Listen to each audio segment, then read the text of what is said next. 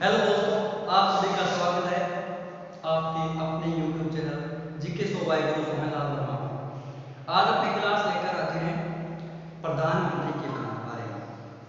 कि प्रधानमंत्री किसे नियुक्त किया जाता है और कैसे बनाया जा सकता है, उसके बारे में अध्ययन करते हैं। सबसे पहले आता है हमारे संविधान के भाग 5 का अनुच्छेद 74 कि अनुच्छेद 74 ये कहता है कि राष्ट्रपति को सलाह या परामर्श देने के लिए एक मंत्री परिषद होगी और उसी मंत्री परिषद का एक प्रधान होगा जिसे प्रधानमंत्री कहा जाता है।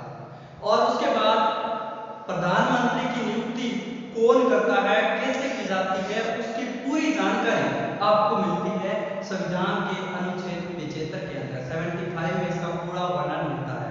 तो 75(1) में लिखा है कि प्रधानमंत्री की नियुक्ति राष्ट्रपति के द्वारा की जाती है। तो कैसे करता है, किसे करता है नियुक्त, उसके बारे में अपने संपूर्ण जानकारी लेते हैं। अब प्रधानमंत्री बनने के लिए पहले होते हैं लोकसभा के चुनाव। लोकसभा के बारे में अपने पहले ही जानकारी प्राप्त कर चुके हैं कि लोकसभा के सदस्यों का चुनाव है वो कैसे होता है। वो आप पिछली क्लास में जाके अपने YouTube चैनल पर देख सकते हैं। अब लोकसभा का जैसे ही चुनाव हो जाता है उसके बाद उसमें बहुमत साबित किया जाता है। अपने उदाहरण के तौर पर देख लेते हैं कि जैसे लोकसभा के चुनाव में दो पार्टियां थी, एक ए और एक का नाम था बी। ये दो पार्टियां थी मुख्य पार्टी में, वैसे तो और भी हो सकती है लेकिन हमने दो मान के चलते हैं कि दो पार्टियां थी मुख्य, ए और बी।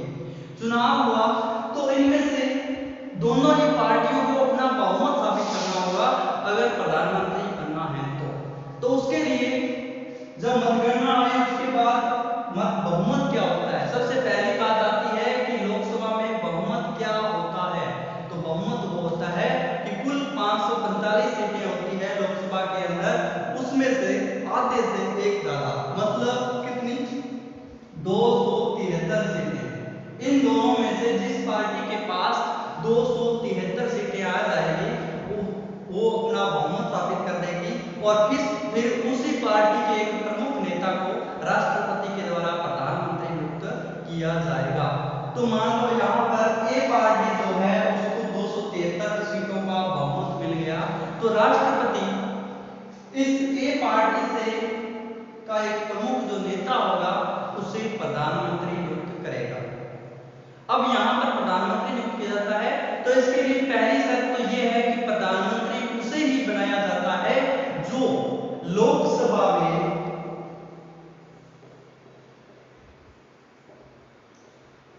बहुमत प्राप्त दल का नेता होता है। तो लोकसभा में जो बहुमत प्राप्त दल का नेता जो होता है उसे ही प्रधानमंत्री बनाया जाता है राष्ट्रपति के द्वारा। तो पहली शर्त ये होगी। उसके बाद दूसरी शर्त ये होती है कि जिसे प्रधानमंत्री नियुक्त किया जाता है वो संसद के किसी भी सदन यानी लोकसभा या राज्यसभा दोनों में से किसी एक सदन का सदस्य होना अनिवार्य होता है। दोनों में से किसी एक का सदस्य होना जरूरी है, तभी उसे प्रधानमंत्री नियुक्त किया जाता है। लेकिन इसके लिए विवाद आ जाता है कि हो सकता है कि यहाँ पर जैसे ए बी दो मैंने दो ही पार्टियां आपको बताई, लेकिन हो सकता है यहाँ पर सी और डी दो पार्टियां और भी हो, साथ में स्थिति उत्पन्न हो जाए जब पार्टियां ज्यादा हो, दो से ज्यादा हो और किसी भी पार्टी को बहुमत ना मिले तो उस स्थिति में सबसे बड़ी जो पार्टी होती है उसे राष्ट्रपति अपना बहुमत साबित करने के लिए कहेगा और अगर वो बहुमत साबित कर देती है तो उसका प्रधानमंत्री है वो नियुक्त किया जाता है। लेकिन फिर भी अगर कोई भी पार्टी बहुमत साबित ना कर पाए तो राष्ट्रपति अपने सहयोग से निर्णय लेता है तो किसी भी पार्टी के मुखिया को वो प्रधानमंत्री नियुक्त कर सकता है जब किसी भी पार्टी को कोई स्पष्ट बहुमत ना मिले तब। उस परिस्थिति में यहाँ पर उस पार्टी को, जिस पार्टी का प्रधानमंत्री नियुक्त किया गया है, उसे 6 महीने के अंदर अंदर अपना बहुमत साबित करना होता है। अगर वो 6 महीने में अपना बहुमत साबित नहीं कर पाती है तो उस प्रधानमंत्री को अपना पद छोड़ना पड़ता है। उसके अलावा दूसरी शर्त थी कि सदन का सदस्य होना अनिवार्य है।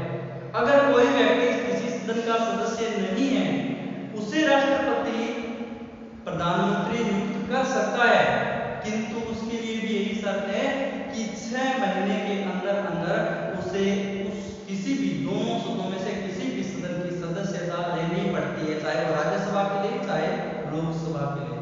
तो यहाँ पर प्रश्न ये उठता है कि लोकसभा के अंदर एक हारा हुआ प्रतिनिधि मतलब उम्मीदवार जो है, जो हार गया है लोकसभा चुनाव में, क्या उसे प्रधानमंत्री बनाया जा सकता है? हाँ, उसे प्रधानमंत्री बनाया जा सकता है, लेकिन उसे 6 महीनों में सदस्यता लेनी पड़ती है, नहीं तो उसे अपना पद छोड़ना पड़ेगा। तो यह शर्तें हैं इसमें रखी गई है।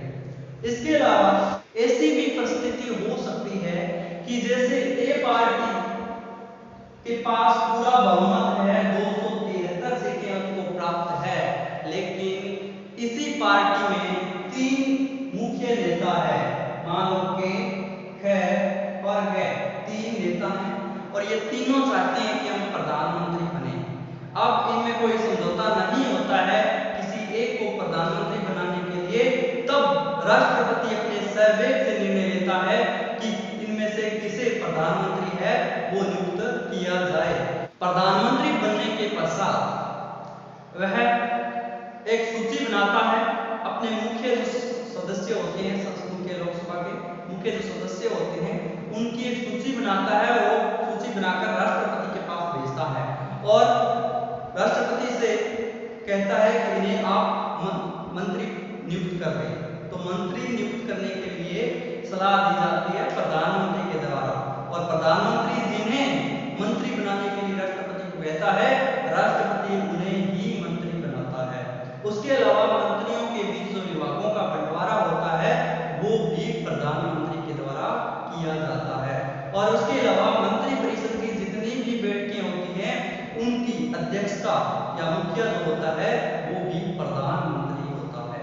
उसके अलावा अगर कार्यों की बात करें कि प्रधानमंत्री के क्या क्या मुख्य कार्य हैं, तो इसलिए एक तो आपको जो कार्यपालिका है, वैसे तो कार्यपालिका शक्ति राष्ट्रपति में निहित होती है, लेकिन उसका वास्तविक प्रमुख बात करें तो वो प्रधानमंत्री ही होता है, क्योंकि प्रधानमंत्री की सलाह पर ही राष्ट्रपति कार्य करता है।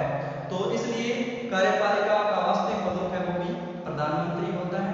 उसके अलावा प्रधानमंत्री योजना आयोग, जिसे वर्तमान में नीति आयोग में बदल दिया, नीति आयोग का पदेन अध्यक्ष, उसके अलावा अंतरराज्यीय परिषद, राष्ट्रीय जल परिषद और उसके अलावा राष्ट्रीय विकास परिषद, इनका भी वो पदेन अध्यक्ष है वो होता है। इसके अलावा अनुच्छेद 78 ये कहता है कि राष्ट्रपति और मंत्री परिषद दोनों के बीच एक संवाद की कड़ी के रूप में कार्य है वो भी प्रधानमंत्री करता है।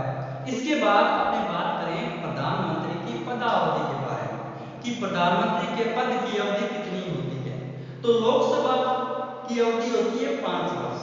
तो वैसे तो कार्यकाल प्रधानमंत्री का 5 वर्ष ही होता है, लेकिन जब तक ये माना जाता है कि जब तक लोकसभा का विश्वास प्रधानमंत्री के ऊपर है तब तक वो प्रधानमंत्री बना रह सकता है, और जैसे ही विश्वास समाप्त हो जाए तभी प्रधानमंत्री को अपना पद त्यागना पड़ता है, और प्रधानमंत्री खुद भी 5 वर्ष से पहले अपना त्याग पत्र है वो राष्ट्रपति को दे सकता है। उसके अलावा प्रधानमंत्री का कार्यकाल जब तक नई लोकसभा का गठन नहीं हो जाता तब तक प्रधानमंत्री का कार्यकाल तब तक बना रहता है। इसके अलावा जैसे प्रधानमंत्री का पद आकस्मिक रूप से कार्यगत हो जाए या किसी प्रधानमंत्री की मृत्यु हो जाए तो उसकी मृत्यु होने के पश्चात इतनी जल्दी चुनाव तो हो नहीं सकते, इसीलिए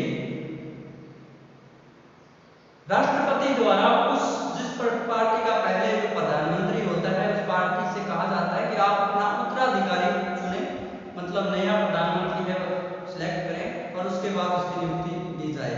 लेकिन अगर उस पार्टी में से कोई उत्तराधिकारी आगे नहीं आता है तो उसके बाद राष्ट्रपति द्वारा सहवेग से निर्णय लिया जाता है और किसी भी सदस्य को प्रधानमंत्री नियुक्त किया जाता है, उसे कहते हैं कार्यवाहक प्रधानमंत्री, और वो कार्यवाहक प्रधानमंत्री अधिकतम 6 महीने तक ही रह सकता है, और 6 महीने के अंदर अंदर लोकसभा के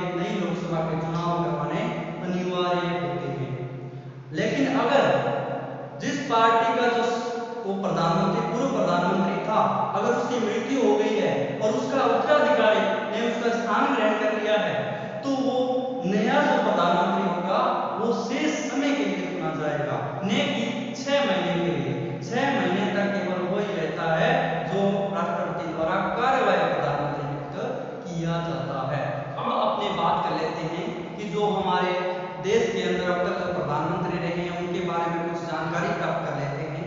तो भारत के अब तक के जितने भी प्रधानमंत्री रहे हैं उनमें से 6 ऐसे प्रधानमंत्री हैं जो किसी राज्य के मुख्यमंत्री रह चुके हैं प्रधानमंत्री बनने से पूर्व। इनमें से पहले आते हैं मोरारजी देसाई, जो इससे पहले बंबई राज्य के मुख्यमंत्री रह चुके हैं। इसके अलावा अब मैं बात करें वीपी सिंह की और चौधरी चरण सिंह की, ये दोनों उत्तर प्रदेश के मुख्यमंत्री रह चुके हैं।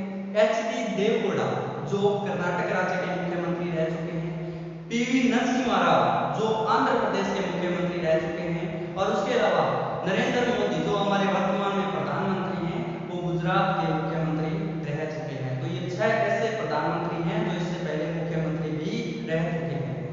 भारत के अब तक के जो प्रधानमंत्री बने हैं उनमें से 3 ऐसे प्रधानमंत्री रहे हैं जिनकी मृत्यु अपने पद पर रहते हुए, पहले पंडित जवाहरलाल नेहरू, दूसरे लाल बहादुर शास्त्री और तीसरे आती है श्रीमती इंदिरा गांधी। ये 3 हैं जो जिनकी पद पर रहते हुए मृत्यु हो गई।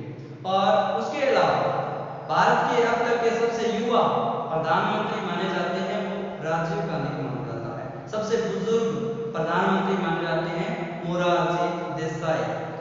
भारत की प्रथम महिला प्रधानमंत्री रही है इंदिरा गांधी। तो इस तरह से आज अपने पढ़ा प्रधानमंत्री के बारे में। इससे समझ आप अपना कमेंट बॉक्स में अपना सुझाव है वो दे सकते हैं। और उसके अलावा कोई भी क्वेश्चन आपको पूछना है तो भी आप कमेंट के माध्यम से पूछ सकते हैं। तो इसके अलावा आप जिसने इस चैनल को सब्सक्राइब नहीं किया है वो इस चैनल को सब्सक्राइब करें, लाइक और शेयर जरूर करें। और अगर आप नया वीडियो देखना चाहते हैं, उसका नोटिफिकेशन आपको मिले, तो उसके लिए आप घंटे का निशान जरूर